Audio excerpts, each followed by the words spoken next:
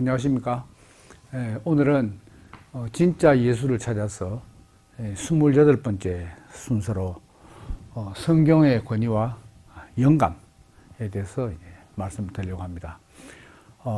지난 시간에는 성경의 권위와 전통에 대해서 말씀을 드렸는데, 이제 오늘은 이 종교개혁, 특히 칼빈, 그리고 칼빈 이후에 칼빈주의, 또 다시 말하면 그 개혁주의에서 말하는 성경의 권위와 영감에 대해서 살펴보고, 그와 정반대 입장에 서 있는 18세기에서 특히 19세기 자유주의 신학자들의 이 성경관, 그리고 그 중간 형태에 있는 신정통주의, 그리고 시간이 허락하면 지난번에도 언급드렸던 톰 라이트의 성경관, 이런 데 대해서 말씀을 드리려고 합니다. 자, 지난 시간에 이어서 이 성경의 권위, 그 성경의 권위는 이제 어디에서 오는가 복수 삼아 말씀을 드린다면, 이 성경이라는 책이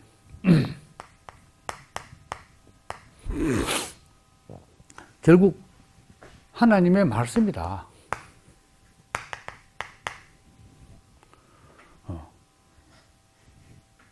그러면 이 권위는 근본적으로 이제 하나님의 권위에서,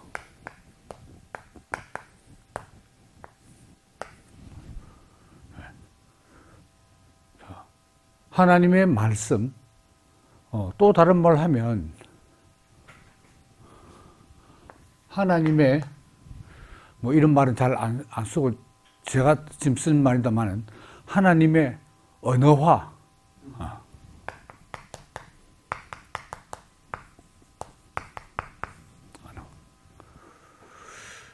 또 다른 말로 하면 인간의 언어로 나타나신 하나님, 언어로 나타나신 하나님이 성경이래.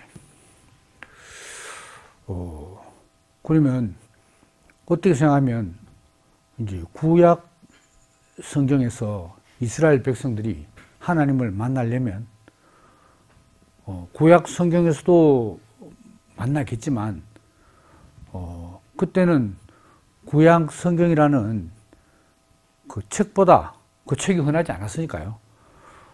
일반 백성들에게서 하나님의 접촉할까요? 만남은 바로 성전이다, 성전.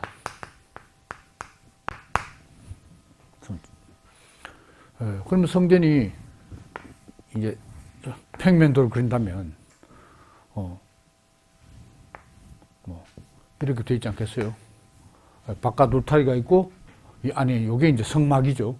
성막이면, 여기 이제 성소, 지성소, 여기 문이 있고, 또 여기 문이 있고, 이렇게 들어간다, 이 말이에요. 여기 번제단이 있고, 물두멍이 있고, 이렇게 되어 있지 않습니까? 그와 마찬가지로, 이제 종교개혁, 특히 종교개혁 이후에 일반 그리스도인들이 하나님을 만나는 유일한 장소는 바로 성경이다. 그래서 루터가 말하는 만인 제사장설, 구약에서 제사장이 누굽니까? 바로 거쳐서 성소로 대제사장 지성소까지, 여기 하나님이 현존하고 계시니까 하나님 만나요. 그 대제사장은 제사장 중에서 선출되는 사람이니까 제사장 신분은 하나님을 만날 수 있는 신분이에요. 그래서 로마 가톨릭의 사제 그룹 외에는 일반 평신도들은 만날 수 없는 거죠. 근데 루터가 만인 제사장설 이야기했을 때는 그럼 어디서 만나냐? 바로 독일어로 번역된 루터의 디 비벨, 성경에서 이 말씀에서 언어화된 하나님을 탁 만나는 거예요. 이 성전에서 성경으로 이렇게 옮겼다고. 그러니까 이 성전 이 자체가 그 지상에 있는 주택 중에, 건축물 중에 가장 거룩한 성전 아니면 성전, 거룩할 성자, 태버너클이라고 하는 성전. 뭐 쉽게 말하면 홀리 하우스죠. 이건 책 중에 성서, 가장 거룩한 책이다. 성서. 왜 거룩하냐? 하나님이 임재한 책이니까 성서다. 그래서 물론 그 이전에 로마 가톨릭 성직자들도, 그리고 고대 교회 교부들도 다 성경을 하나님의 말씀이라고 다 인식했죠. 근데 지난번 말씀드린 대로 로마 가톨릭에서 이 권위에서 교회의 권위와 성경의 권위를 거의 대등한 수준으로 놨기 때문에 종교개혁자들은 그 교회의 권위, 또 교회의 전통의 권위를 빼고 배제하고 성경만 유일하게 하나님의 말씀의 최고의 권위다, 이렇게 했으니까 로마 가톨릭에서 대하는 성경의 권위하고 종교개혁자들의 성경 권위하고는 차이가 많은 거죠. 하나님을 만날 수 있는 유일한 장소.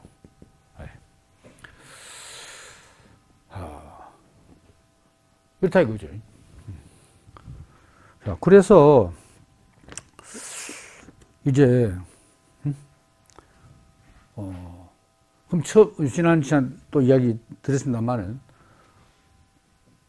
이 책에 기록이 될 때, 하나님 말씀이 기록이 될 때, 바로 성경의 기록자,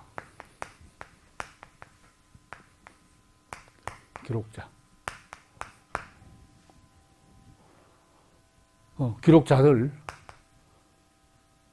이 사람은, 기록자는 어떻게 하나님으로부터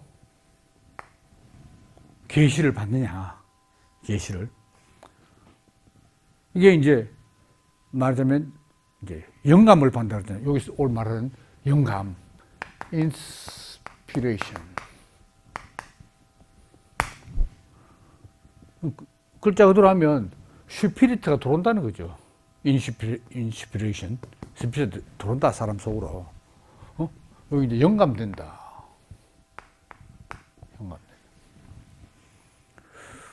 마치 전기, 이 사람이 전성 같으면 전기가 들어오는 거죠. 전기도. 그리고 하나님이 성경 기록자를 선택할 때는 전기로 말하면 이 전도체, 전기가 잘 통하는 전도체를 택하겠죠. 전도체 같은 사람, 마음이 가난한 사람, 자기가 피조 문제를 확실히 아는 사람, 아니면 인간이 타락해서 스스로는 하나님께 절대로 나아갈 수 없다는 걸 알고 있는 사람, 인간의 한계, 피조물의 한계를 아는 사람을 분명히 하나님이 택했겠죠. 그래서 이 사람이 영감을 받아서 성경을 기록했다. 기록. 그러면 오직 성경,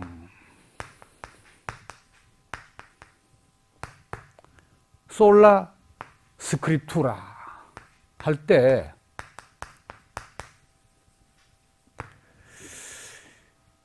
정확하게 제가 짚고 있는지 모르겠습니다만은, 제가 볼 때는 하나님의 영감을 받아서 그 말씀을 문자로 기록해 놓은 책하고, 이 책하고 이 사람하고 누가 더 비중이 있느냐 하면 이 성경이나 책이 훨씬 더 비중이 있고 권위가 있고.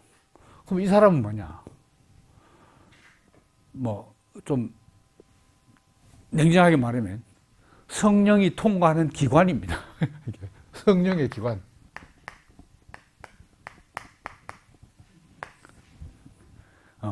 아니면 성령의 도구, 계시를 받아서 기록으로 옮기는 성령의 도구로 쓰였다. 그러니까 성경을 쓴 사람보다 성경책이 더 중요한 거죠. 그러면 이 하나님의 말씀이 기록된 언어들은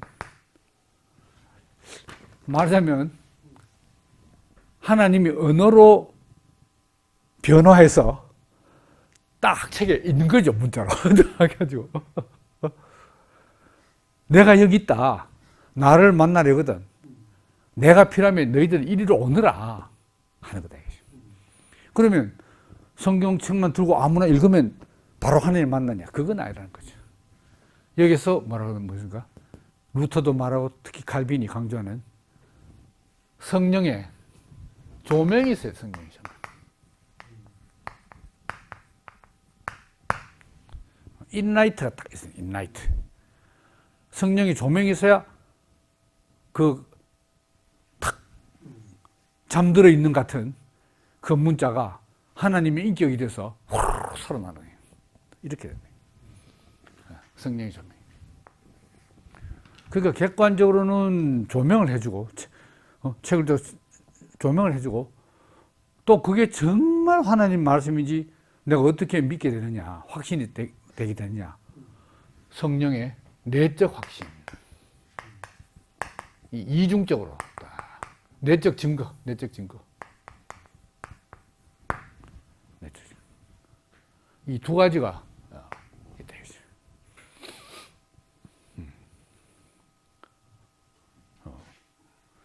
이게 말하면 이제 16세기 뭐 루터든 칼빈이든 이 종교 개혁자들의 공통된 이제 성경관이고 성경의 권위에 대한 생각이죠.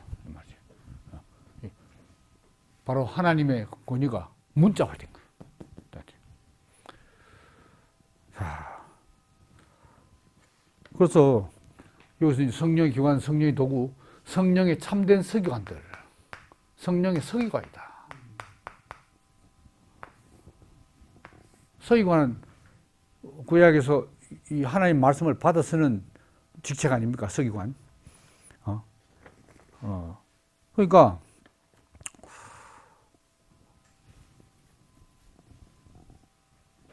이러면 이제 어떻게 되냐? 자, 성경 어떻게 쓰였냐? 성령의 영감에서 쓰여진 거다. 자, 성령 삼위일체적으로 말하면 제3위 하나님, 하나님의 영감에서 쓰여진 거다. 자, 영감에 쓰였으니까 성경 어땠냐? 오류가 없다. 무오.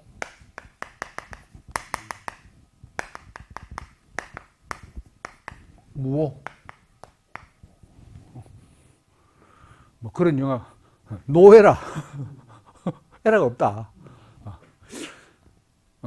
하와이에서는 또 하와이 영어가 있더라고요. 캔낫을 노캔 하더라고요. 하와이 영어처럼 노에라. 그 다음에 무오. 성령의 영감에서 오류가 있으면 안 되죠.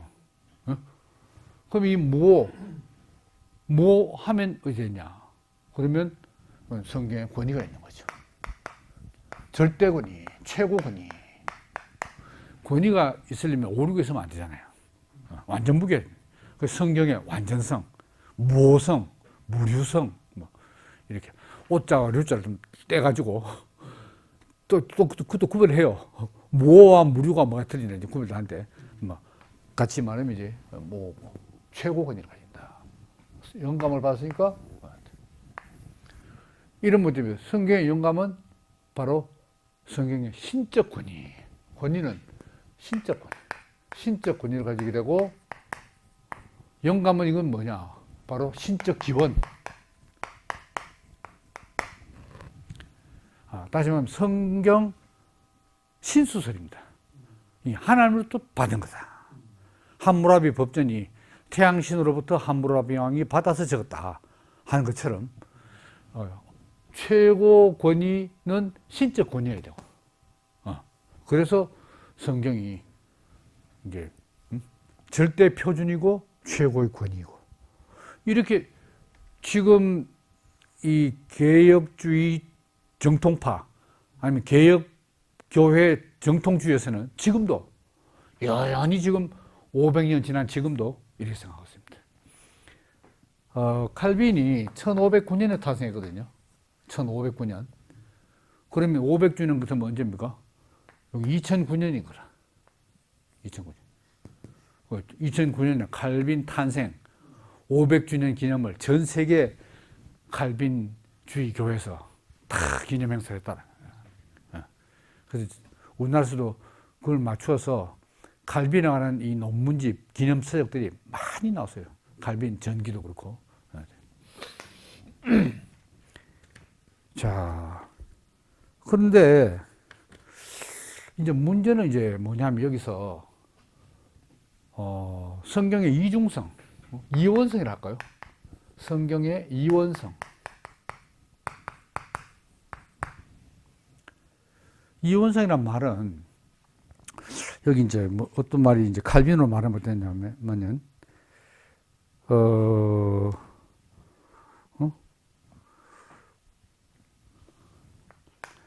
하나님의 입으로부터 인간의 사역을 통해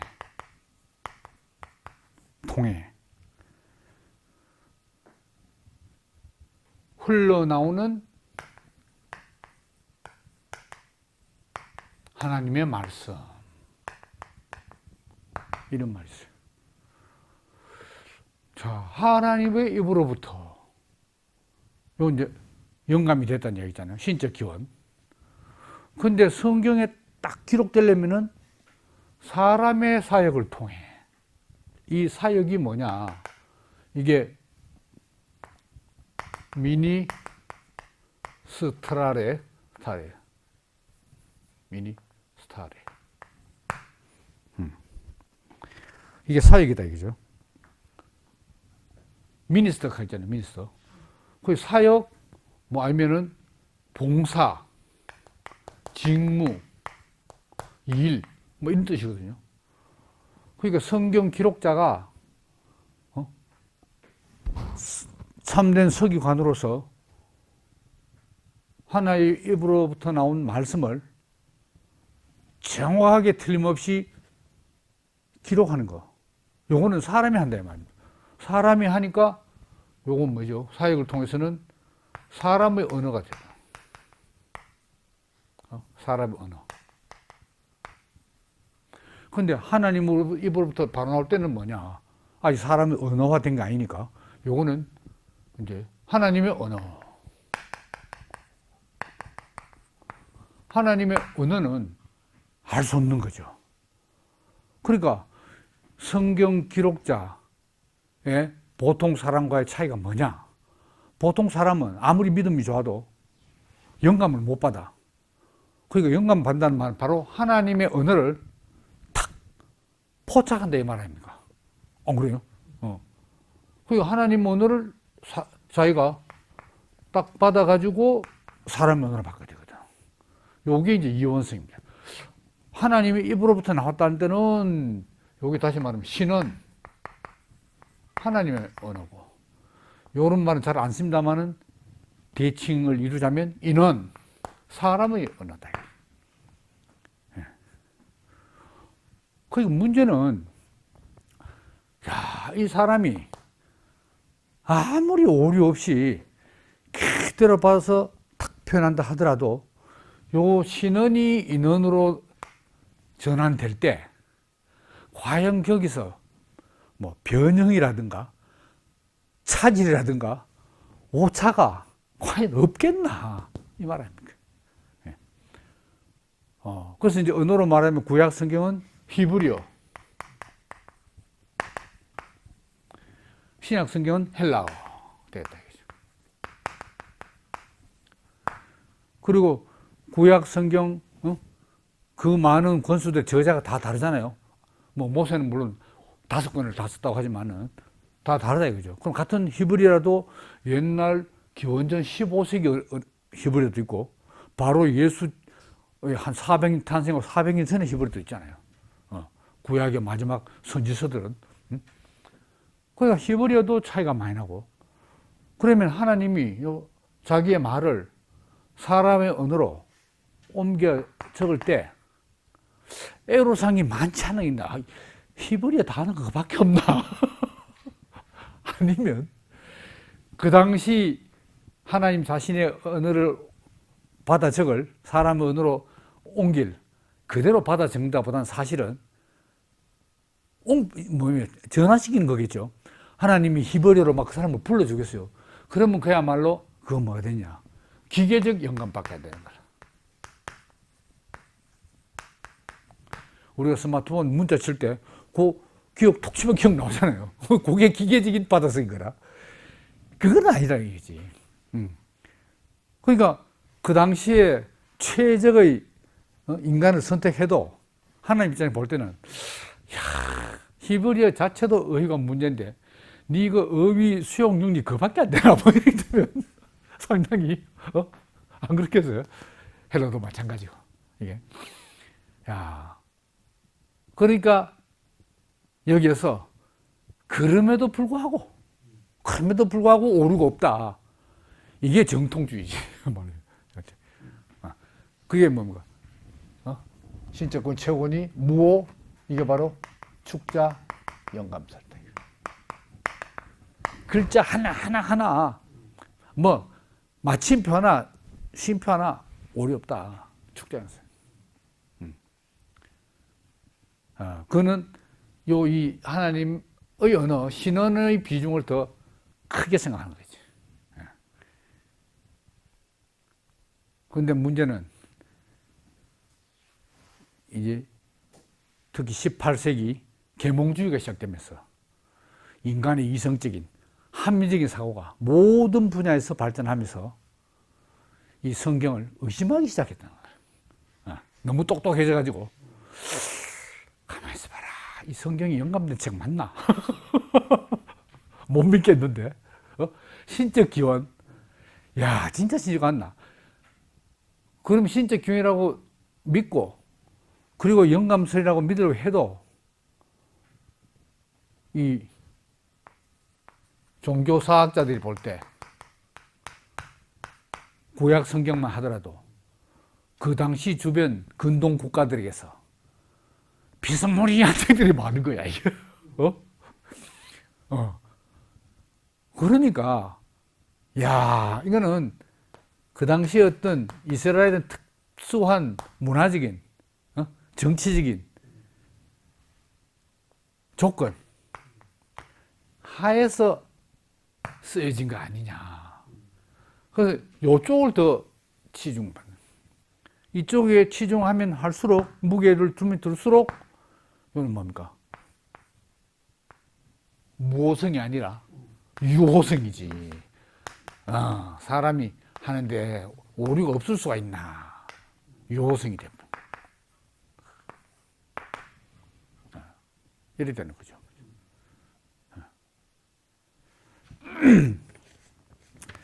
자, 그래서 이제 하나님이 하나님 자신의 언어를 인간의 언어로 할 때, 그래도 하나님이, 인간의 어떤 수용 능력, 성경 기록자도 마찬가지고, 성경 독자도 마찬가지예요.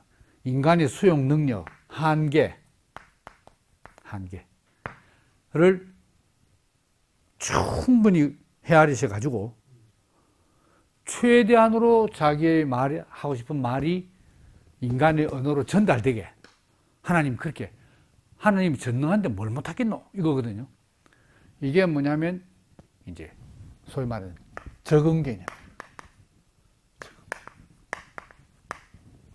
영어로 하면, accommodation.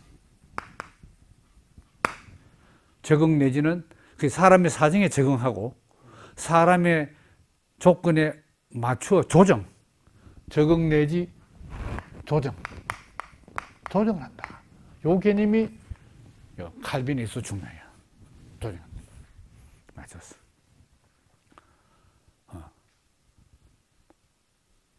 자, 이 적응 개념, 이거는 이제 말하자면 하늘에 계신 하나님이 땅으로 내려와서 자기의 뜻을, 마음을 전달해야 될 거 아닙니까? 여기서 나온 거.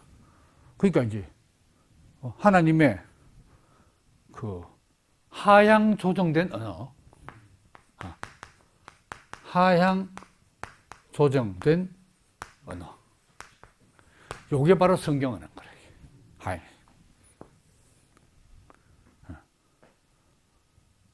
낮은 대로 임하소서. 그래서 이제 성경 언어만 그런 게 아니고 하나님의 accommodation 원리는 바로 이제 성경의 범위를 넘어서면 예수의 성육신에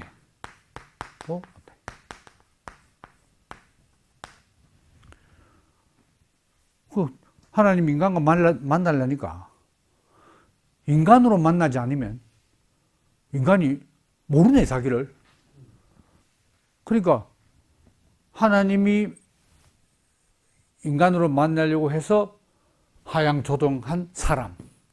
여기 바로 성육신, 예수의 성육신이다.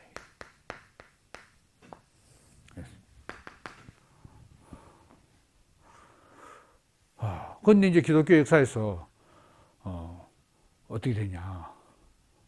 그 예수가 쭉 가톨릭, 로마 가톨릭 역사를 보면 영광의 그리스도다 이 말인데. 영광의 그리스도. 영광의 주.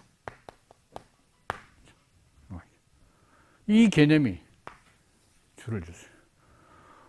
그러니까 사람으로 와도 너무 영광스러우니까 신성의 충만이 육체로 하고 막 뭡니까?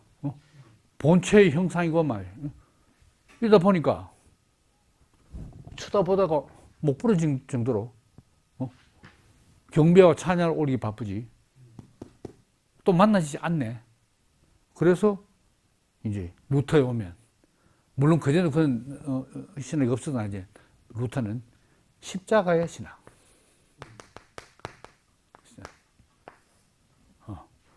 그러니까 고난의 주님, 영광의 주가 아니고 고난의 주. 고난의 주.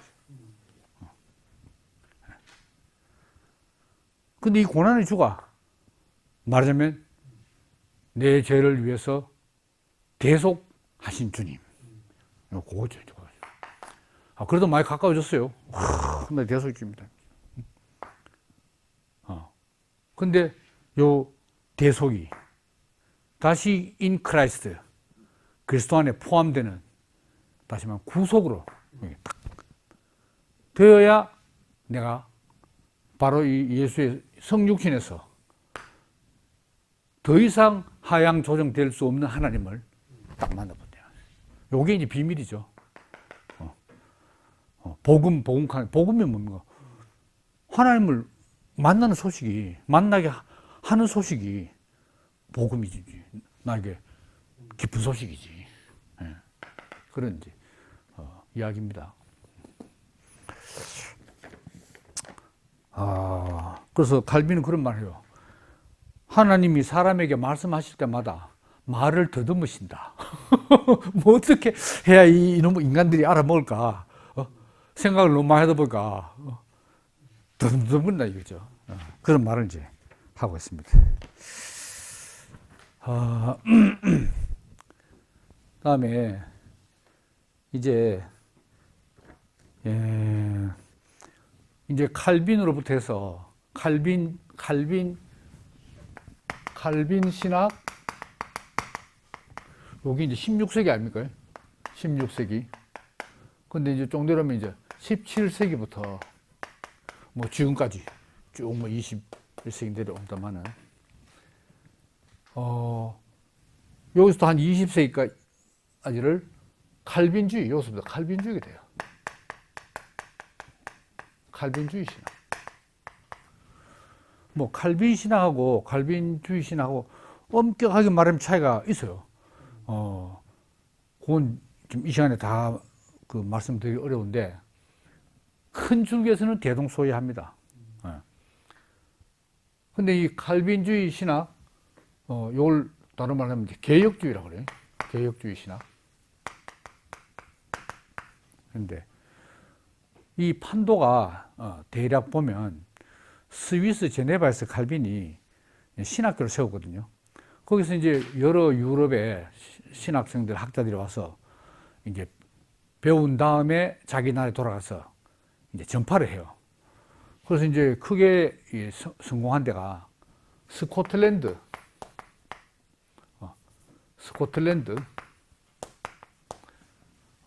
장로교.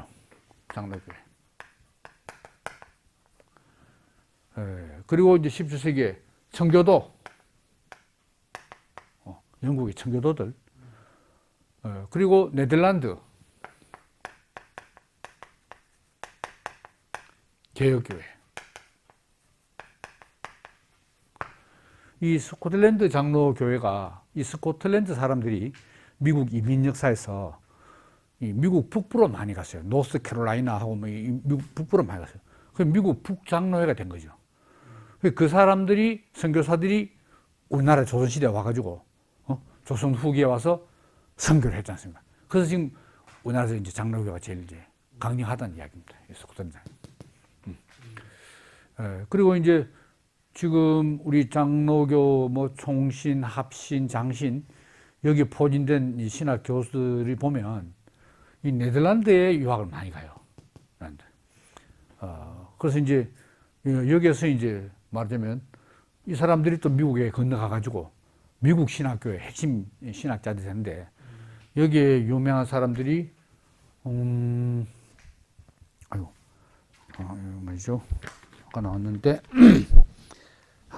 까먹었네. 금방 생각이 안 나노. 이따 하나 더 보충하기로 하고, 헤르만 바빙크,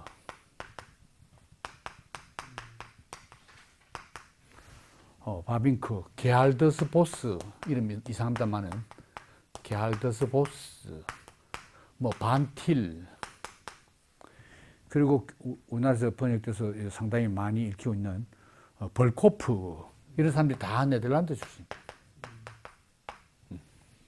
바빙크. 요 위에 연 사람들이 있는데 금방 못 찾겠네요. 요렇게 이제 되어 있습니다. 근데 이제 이 칼빈주의 신학, 지금까지 내려오는 21세기, 20세기 여기서 이 사람들이 다시 이제 칼빈주의, 다시 칼빈주의를 부흥시키는 신칼빈주의를 이렇게 한데, 이 칼빈 신학, 칼빈주의 신학의 공통의 특징이 뭐냐면 성경신학입니다. 성경신학. 성경신학으로 출발합니다. 성경신학을 토대로 해서 그 다음에 조직신학으로 나가는 거죠. 신학. 그 이제 성경신학 주제가 뭐냐? 이게 구원 역사입니다. 구원 역사. 이 역사는 일한다는 게 히스토리.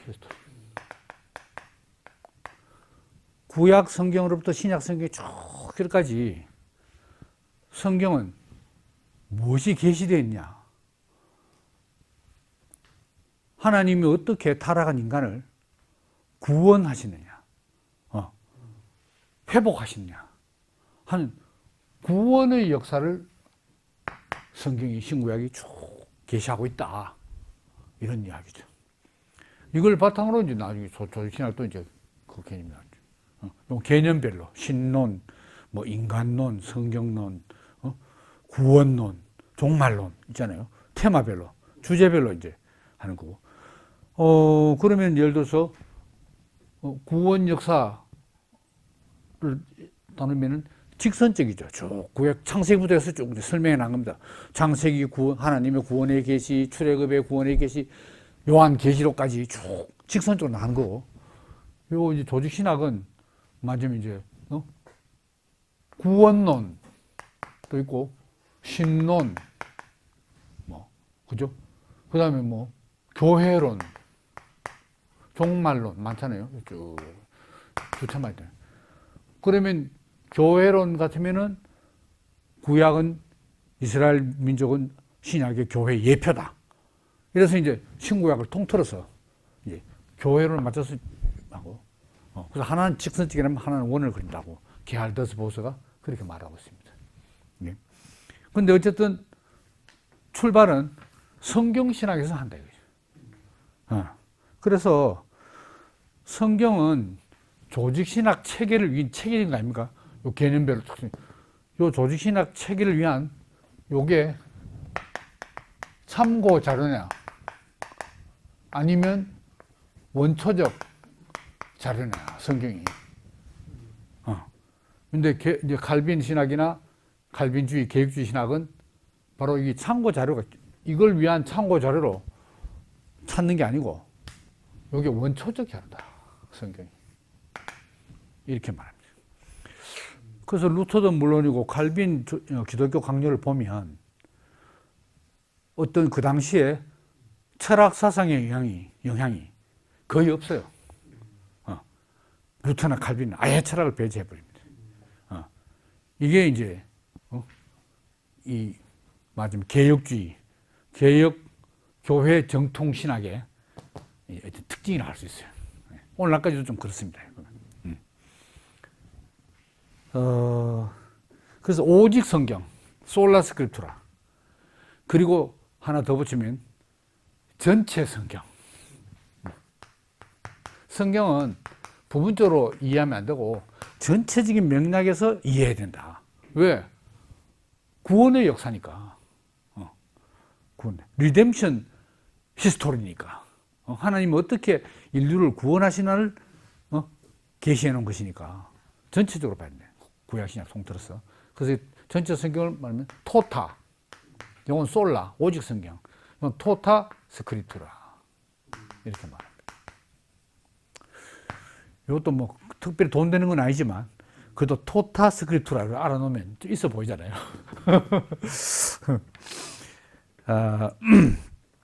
그래서 아주 인상적인 말이 있는데 칼빈이 뭐라고 말하냐.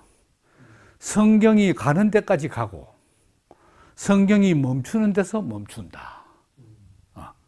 성경이 가는 데까지 가고 성경이 멈춘 데서 멈춘다. 성경을 넘어서서 성경 그 이상으로 뭘 알려고 하면 안 된다. 하나님이 이 성경 안에 모든 것을 다 계시해 놓았다. 이 이야기입니다. 성경이 그렇다면 그런 줄 알아라. 뭐 이런 이야기죠. 뭐 철학이 그러다 그거 안 되는 거라. 철학이 뭐 이렇게 안 되고 성경이 그렇다고 돼. 과학이 뭐 진화론이 그렇다면 아무리 뭐 말해도 성경에 그런 말 없으면은 성경이 멈추잖아요. 그럼 안 가는 거라. 그러니까 또 어떻게 되느냐. 참 정신은 좋은데 어떻게 되느냐. 아예 진화론을 인정하지 않을 뿐만 아니라 저도 솔직히 이해가 잘 안 되는데 이 지구의 역사 젊은 지구론과 오래된 지구론이 있는데 이 사람들은 하나같이 다 젊은 지구론입니다. 젊은 지구론 역사가 얼마냐? 6,000년입니다. 6,000년. 6,000년 만에 6,000년 만에.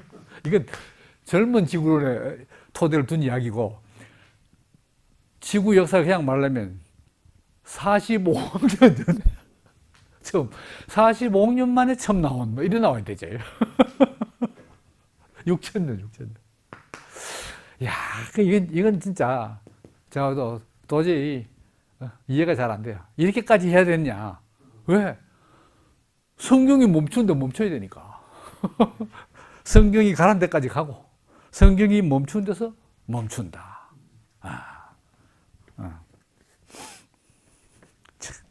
그렇게 됩니다. 그래서 이 개혁신학자들의 사명이 뭐냐 이런 말을 했어요. 오늘날 세속화 시대에 세상 학문이 인정하지 않는 성경의 가르침을 끝까지 붙잡고 깨우쳐서 인류의 교훈으로 삼고자 노력한다. 끝까지 붙잡고 깨우치다. 끝까지 붙잡고. 대단한 거예요. 그래서 모르겠어요. 그게 건전하다고 이 사람들 보지 않겠지만 우리 상식적으로 볼 때는 너무 융통성이 없고 고지식하고 조선시대 쇄국 정책을 펼친 조선 선비들보다 훨씬 더 보수적이고 폐쇄적인 사고방식이 아닌가 그렇게 보여집니다. 예.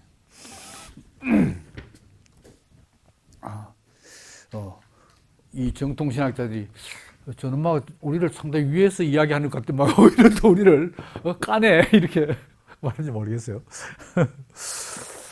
그 다음에 이제 그러면 이제 이 반대 분위기로 한번 이제 넘어가 보자는 거죠.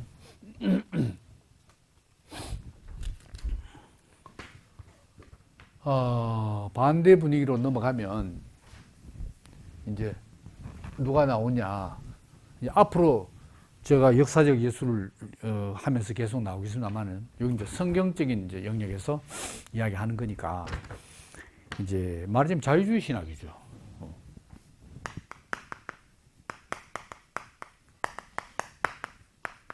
이게 이제 18세기 후반부터 여기서 19세기.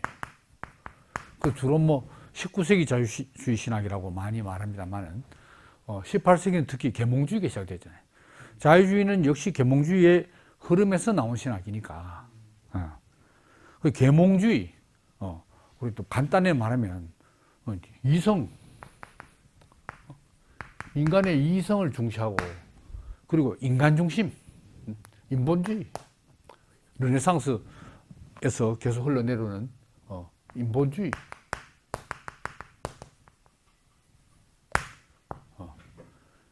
그리고 점차적으로 개인주의로 이제 나가게 되는 거죠. 개인의 자유, 인간의 자유, 이런.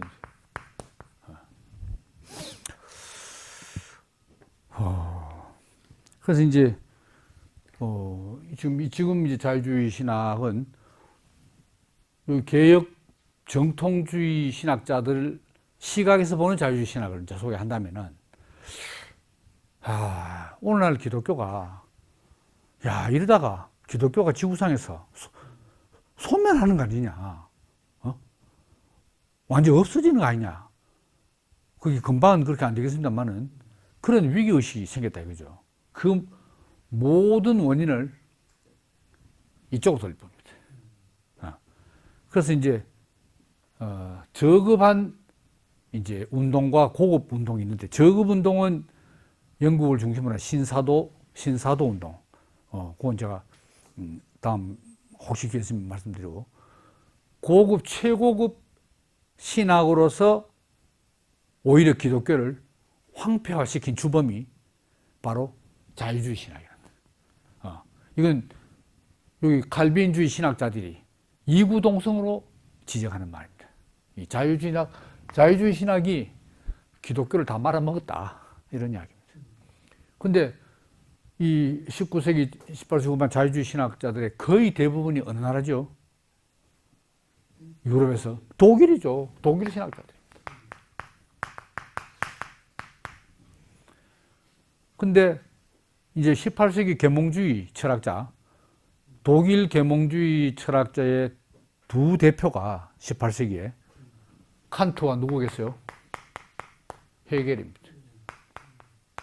그 중에서도 칸트 영향이 제일 컸어요. 칸트 영향. 그래서 이 자유주의 신학은 요 보수 진영에서 비판할 때 이게 뭐 그냥 성경 해석이 다르다. 다른 해석이다. 이 정도가 아니고 뿌리부터 다르다. 뿌리가 다르다. 이렇게 말했어요. 그럼 이 자유주의 신학은 뭡니까? 18세기 계몽주의 두 대표 철학자. 여기에 뿌리를 두고 있대. 독일 신학이. 네. 실제로 뭐, 근거 있는 말입니다. 충분히. 그래서, 이제 뭡니까? 성경 해석학 끝나면 또 슐라이마흐로 조만간 넘어가잖아요. 그럼 제일 처음에, 현대신학의 아버지라고 하는 슐라이어마하. 그 다음에 이 슐라이마하가 자유주의 신학의 토대를 닦고 거기에 건축물을 짓기 시작한 사람이 리틀. 그 외에도 많습니다만은. 그 다음에 이 자유주의 신학의 완성자가 하르나입니다. 루돌프 폰 하르나. 대표적인 세 사람만.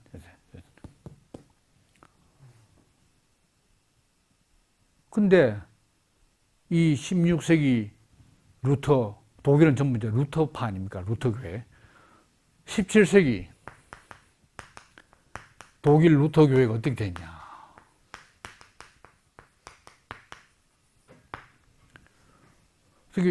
저기에서는 스위스, 이제 칼빈이 프랑스 사람으로서 스위스 살던 있잖아요. 스위스는 그래도 뭡니까? 이 정통주의, 이 성경에 근거한 성경신학으로 쭉 철학의 영향을 덜 받는 쪽으로 이제 나갔다 이 말입니다. 근데 이 칸토, 헤겔이 독일 사람이고, 원래 이 철학적인 두뇌를 가진 사람들이 독일 사람들 아닙니까? 그런 신학자들도 이 사람들을 능가할 만한 저런 성경을 토대로 한 신학자가 없는 거라. 그러니까 여기도 칸토 영향, 리틀, 하나 전부 다. 근데 그 뒤에 그럼 이건 이제 18세기인데 17세기 독일 루터 교회 이때 당시는 어떠냐 사정이. 루터 교회가 이제 로마 가톨릭에서 완전히 이제 종교 개혁 개신교가 됐잖아요. 프로테스탄트 됐잖아요.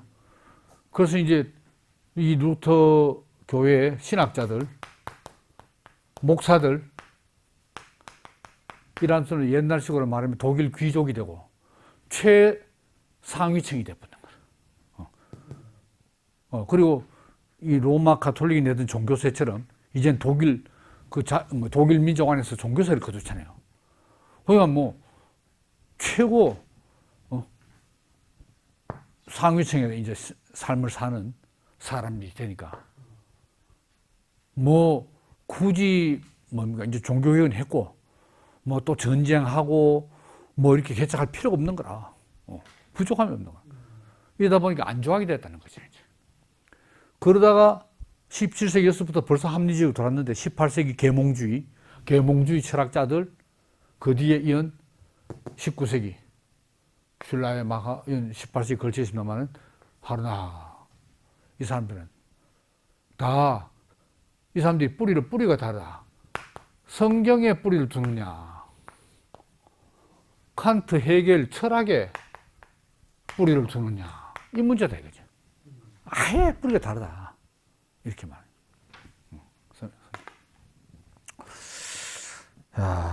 그래서 자, 이 많은 이제 그 뒤에 이어지는 19세기, 20세기 이 신학자들과 특히 목회자들이 교회 강단 설교할 때 자유주의식의 성경 해석, 다시 말합니까? 성경이 솔직히 말하면 그 오류가 있는 거다. 그 절대 권위가 아니거든. 뭐 이렇게 이렇게 말하니까 아니 뭐 유시간 합리적인 독일 사람들이 솔직하네, 일리 있네 했겠죠. 듣기는 좋았는데 성경의 권위가 완전히 추락했다.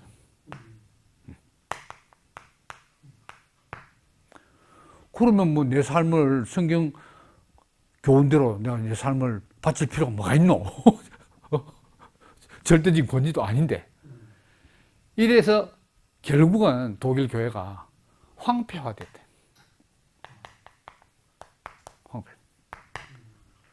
자, 그러다 보니까 1970년대까지 이 종교사가 있었다 그러네요. 종교세를 받았어. 근데 이제 안 내는 거야. 교회 안 나왔는데 내가 뭐, 그전에는 아예 우리 세금처럼 교회에 나가고 관계없이 독일 국민은 이제 다 내. 종교세를 내. 근데 이제 아예 이제 안 내. 나 교회 안 나갔는데 뭐, 안 나가. 그러다 보니까 이 성직자의 삶이 옛날처럼 그렇게 순탄하지 않네요. 보장이 없네요. 그러니까 신학교의 신학생들이 이박일거리는 거라. 옛날에는 독일의 신학 교수 되려면 보통 천재가 안 돼요. 얼마나 경쟁이 치열하냐. 하려면 히브리어 다 알아야 되죠. 라틴어, 히브라어 다 알아야 되죠. 철학 다 알아야 되죠. 뭐. 이 천재들 알면 못한다니까요. 근데 이제는 그냥 돌아해도 생계 보장이 없으니까 안 된다 이 말입니다. 지금 독일이 지금 그렇게 돼 있다 그러잖아요. 그래서 이 교회를 허무는 두 대적이라는 책이 있어요. 우리나라 이 보수 진영을 쓴 우리나라 신학자가 지금도 활동하는데 그 책에 보면 신사도 운동, 영국의 포용주의를 대표하는 신사도 운동하고 이 독일에서 발언한 자유주의 신학 이놈들 때문에 그러면 이제 살 길이 뭐냐? 기독교 신앙과 교회의 살 길이 뭐냐? 성경으로 돌아가자. 바로 지금까지 말한 이런 정신으로 돌아가자. 성경이 가는 데까지 가고 성경이 멈춘 데서 멈춘다. 그러려니까 뭐가 문제 되겠어요. 당장 6,000년 이것도 문제가 되고 왜 자유신학자들이 나왔겠어요? 이 사람들이 고의적으로 기독교를 허물려고 나왔냐 이 말인데 기독교를 구하기 위해서 철학과 사실은 과학의 도전에 신앙을 구하기 위해서 사실은 신앙을 한 거 아닙니까? 최대한으로. 그게 당장 뭐가 문제죠? 예수의 동정녀 탄생. 탄생부터 문제입니다. 이것도 물론 뭐 하나님이 계시니까 뭐 무조건 믿으면, 은혜로 믿으면 되죠. 따지면 안 되니까. 그렇지만 너무 이 이성적인 이해와 합리적 이해와 부딪히고, 그 다음에 예수의 부활, 또 공생의 동안의 기적. 쉽게 말하면 이거 구라니냐, 뻥 아니냐. 그 뻥이라면 좀 그러니까 신화 아니냐. 이렇게 해석을 할 수밖에 없는 거죠. 없는 거죠. 그리고 예수의 말씀이나 사도 바울의 서신에 보면 종말이 완전히 임박해 있는 것 같아요. 너희가 이 동네 저 동네 다 다니면서 인자가 오는 것을 너희가 보고 있다고 했잖아요. 근데 뭐긴 뭘 와. 100년, 200년도 아니고 2000년대도 안 왔네. 18세기 몇 년입니까? 1800년 지나도 안 왔어. 그러니까 종말. 그럼 이제 예수가 진짜 말한 거가 아니면 성경 기록자인 뭐 마가가 했다면 마가가 쥐가 말인 거가 이렇게 또 의심을 하게 되죠. 예수가 말했다면 예수의 권위가 예수 권위까지 떨어지겠죠. 이렇게 된다 이 말인데. 그리고 지금도 이제 이 사람들은 천국, 지옥 이걸 공간적인 개념으로 생각하는 거야. 시간 공간적인 개념으로. 그러니까 지금 빅뱅, 블랙홀, 우주 팽창설 하는 마당에 야 천국이 공간적 어디 천국이라는 공간이 있다. 지옥이라는 게 있다. 옛날엔 다 그렇게 믿었거든요. 근데 이 21세기, 20세기, 21세기 천문학 시대에 그게 믿어지냐 이 말입니다. 그러니까 제가 볼 때는 야, 너 이 자유주의 신앙 때문에 성경 권위 떨어지면 하나님 권위 자동 떨어지는 거고 뭐 예수 권위는 물론 마찬가지고 다 너가 인마들 너 때문에 안 그랬나 이렇게 탓하고 그러니까 무조건 성경을 붙들어야 된다.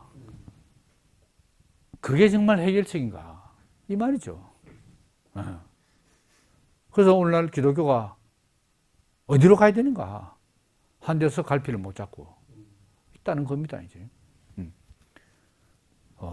이런 데서 이제 소위 말하는 이제 이 자유주의 신학이란 건 맞으면 이제 이 이성, 합리,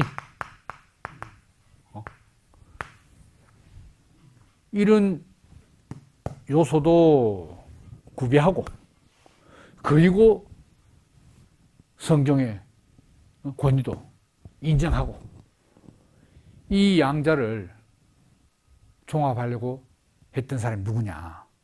그게 바로 신정통주의, 칼 바르트다 이거죠. 지금 오늘 시간이 다 되고 오늘 신정통주의와 톰 라이트까지 다 하려고 했는데 할 수 있는 다음 시간에 되겠네요. 칼 바르트, 신정통주의. 근데 이 지금 개혁 정통주의자들은 왜 칼 바르트가 우리 칼빈 선생님의 정통 이런 개념을 쓰냐? 칼 바르트마저도 벌써 뿌리가 다르다. 신정통주의라는 건 말하자면 정통주의 뿌리에서 더 뉴, 그죠? 올소독스 아닙니까? 그게 아니다 이거지. 그 지적도 맞는 것 같아요. 그걸 그냥 말하냐고 이제 칼 바르트가 왜 다른가를 딱 이야기하거든요. 그럼 이 정통주의 입장에서 보면 오히려 칼 바르트는 자유주의 신학의 신자유주의 신학이지 신정통주의가 아니다 이거야. 특히 거기서 우리나라 신학자들이 정통주의 신학자들이 자 그런데 그럼 다음 시간에 이제 칼 바르트는 이제 이 위기를 어떻게 타개하려고 했는가, 그리고 과연 위기를 극복했는가, 뭐 이런 문제들을 이제, 그리고 이제 또 톰 라이트.